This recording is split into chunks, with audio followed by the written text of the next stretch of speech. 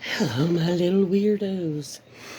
Yeah, I'm actually not doing a picture of rest, but you see how it is outside? It still has that like foggy-ish look, that blurry-ish look. This morning, it's coming up. It's 10 o'clock in the morning.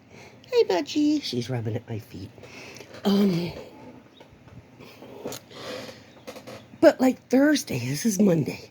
Thursday, it said the weekend was supposed to be beautiful. Saturday was. Yesterday, Sunday, was crazy. It was like this, and it was supposed to be nice all weekend. So when I looked at the weather, I'm like, oh, we've got that thunderstorms and all that. Oh, there's the little princess. Um,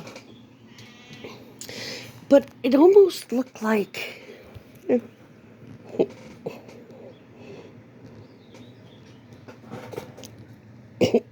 My jeez. It almost looked like it was just, like you could reach out and just touch the wet in the air, the way it was just, it was hanging there up until about less than an hour ago. It was still like just hanging there in the, you could just, you could feel it. It was so weird looking. I was in the middle of doing some things. I should have grabbed the phone.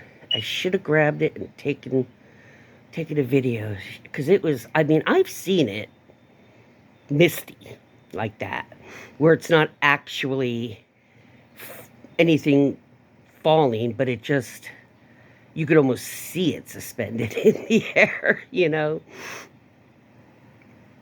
But usually that'll burn off shortly after the sun comes up, even if you're not seeing the sun. But I just didn't.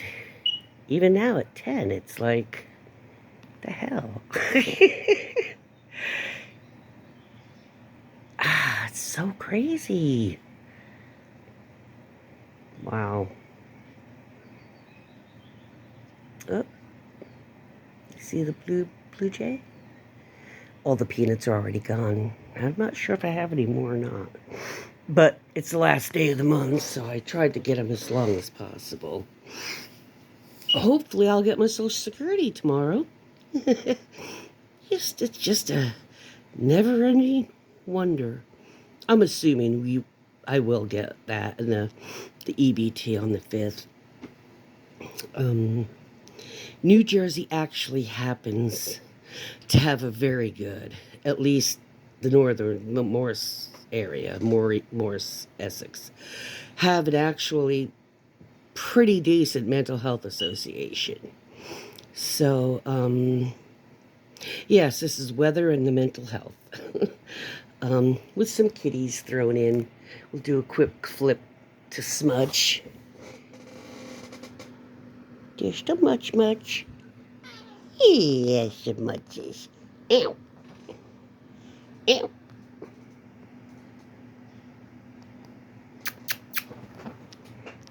Much. Sorry, guys.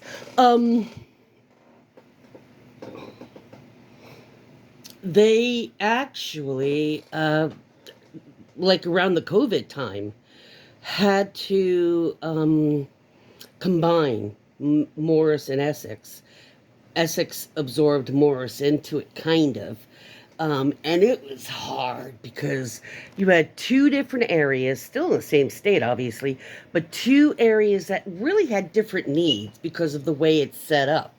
Like us up in here in Morris didn't have as much access to public transportation for some of us. Like, you know, that can't just walk half a mile or a mile because you've got a, you know, mobility or a breathing issue, or, you know, there's a lot of reasons.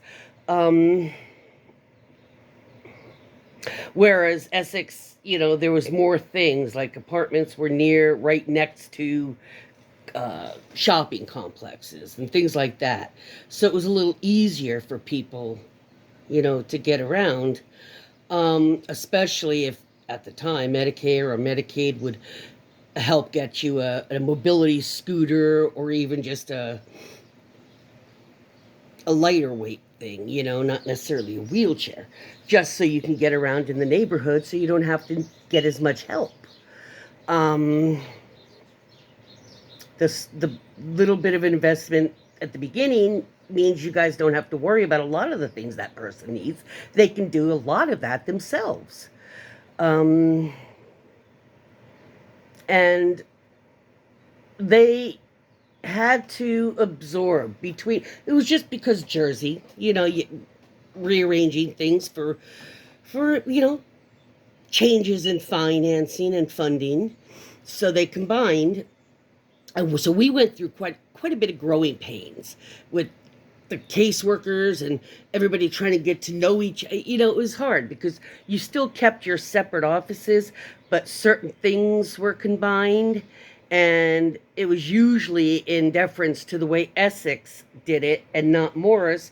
And it was like, hey guys, you got to accommodate some of the things with Morris because we're part of you now.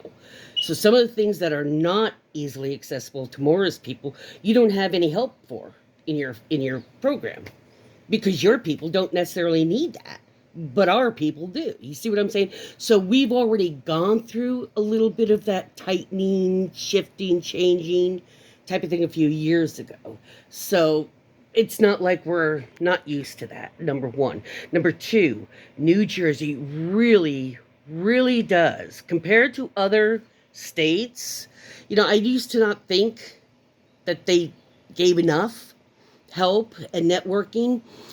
But when I started looking at other states and what they do without the federal help, just the states themselves with their state taxes, what they do, I started realizing that for the Mental Health Association, for the mental health places in New Jersey, not necessarily Jersey government, but the mental health networking, really, really try to help. I mean, they will help you get into the food bank. They will help you fill out any of those forms. They help you for a lot of different things. They have networking in this state that is enviable.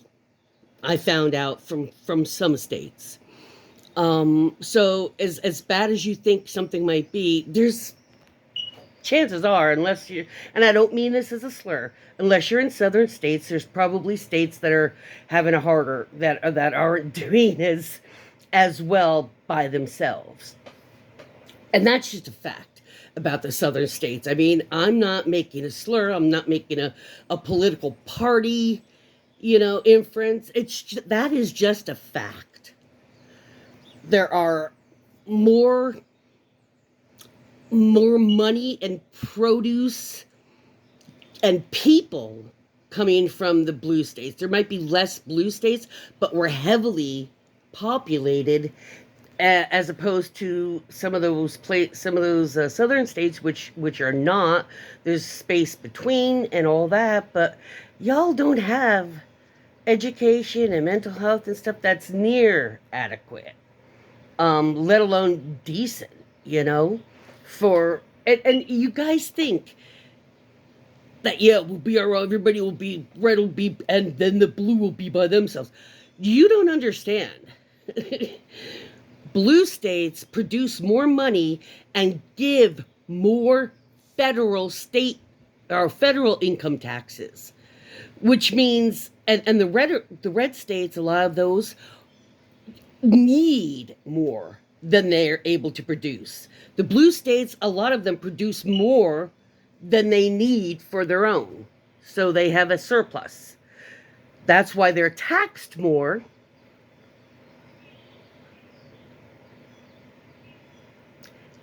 I'm letting this process. Okay? Everybody gives to the government and then they distribute as the states need it. The red states need more help and they don't give as much to other states. So if we divided between blue and red, and all the blue people move to the blue states, and all the red holders, go into the red states. Y'all want to do that, and you can actually manage to figure out how to split it fairly, geography-wise, because just in half is ridiculous, it's stupid, it's not right. But even if you manage to do that, the red states are always going to be struggling, and the blue states would have, you know, if you keep them the way they are. The ones that are blue, and even if it was, changed, eventually the blue group, because it's the people. Do you understand that, Republicans? Some of you be getting that. The Democratic people in the Democratic states have been funding your programs that you guys need in your red states. And you're criticizing the people that have been helping you because your state doesn't produce enough to support all of its residents. So you're taking from the blue states while you insult and try to destroy them. Make that make sense. Make it make sense. I don't know how other states, if they have as much networking as the mental health associations in those states, in other states, as far as that goes. But these guys do try to network. People say, well, even whenever you're done with therapy, are you going to stay with? Yes, I'm going to stay with them, because not only that, but they have functions. Because we're a blue state, I just told you, and our taxes might be high, but see, they get enough of their own donations and fundraising that isn't government funded. We get enough, and our people are generous enough that they could actually give the clients from the Mental Health Association during the year a few little events, like maybe a picnic in the summer that they fund, because the donations from the people in the state are generous. It's not from the federal government. Or they'll have a movie night around the holidays and buy a bunch of pizza for all of us, if they have those excess funds. You know what? I bet you red states don't do that as much, because you don't have as much money being produced, so there's not as much to donate from within. Do you get that? I'm not sure a lot of you understand that are red hat people that are live in a red state and actively insult and try to tear down, democratic progressive people and states, and they're the ones that are propping up your states and lives. Talk about biting the hand that helps feed you, dudes. What the hell? And it's not like your leaders do to us with the FEMA stuff or threatening. We don't say, well, you have to be nice and not say mean stuff about California if you want us to help you, Alabama. And some of our excess monies to give to you guys for help. You have to be nice, say please, say thank you, like your stupid leaders do. Do you comprehend that? Do they ask, do our blue states ask your thanks and gratitude every time you access a program that blue states helped fund in your red state? No, we don't. And in return, you insult and try to destroy us. Do you understand what not only progressives and liberals in America are saying, but the world are telling you? Do you understand it yet? It's Mental Health Monday, folks. And politics in America has been fucking up everybody's mental health. Even the ones like me who are on the correct side of humanity.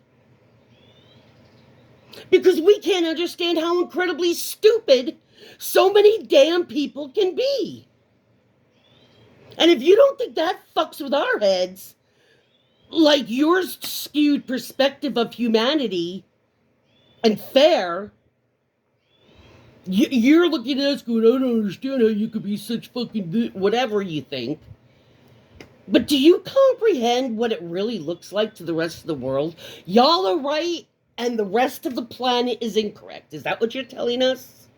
Everybody else but American MAGA Republicans, everybody else is wrong, and they're the only ones correct in this entire universe.